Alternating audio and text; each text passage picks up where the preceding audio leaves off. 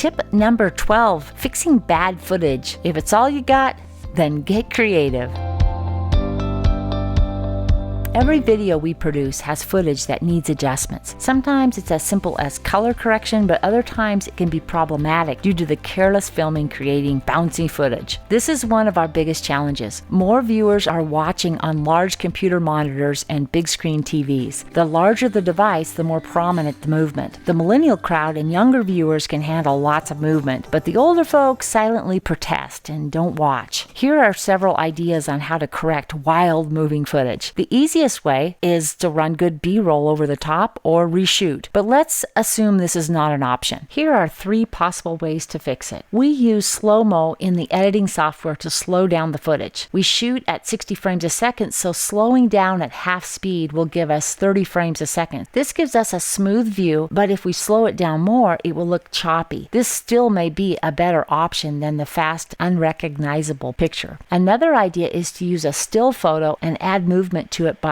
very slightly zooming in using the editing software. Slight movement is the key. If it moves too much, it looks unprofessional. The zoom could be something like 100% at the starting point of the clip to 105% to the end point 3 seconds later. It gives the scene a little life. Lastly, we use the stabilization feature in the editor. This works excellent sometimes, but other times it creates more of a problem. We like to test it with each scenario. Fast-moving, jolty footage will usually not work as a stabilization software will zoom in it too much and we can't see the scene. Sometimes it's as easy as adjusting down the stabilization setting to fix it. We have to experiment with one or more of the above correction methods to find the one that works best. The important thing is that the show is communicating visually to the viewer. Even the worst footage will work with a little finessing. Cameras today have quick zoom in and zoom out features that work while filming. This is great to use, but we are careful how we place them in the show. If we have someone narrating and B-roll running over the top, the footage should not make vast sweeping movements like with the zoom in and out. This is because talking scenes are slow scenes, so footage should coincide. We cut those movements out and save them for a faster section of the show, such as music montages, intros, or exits out of a subject.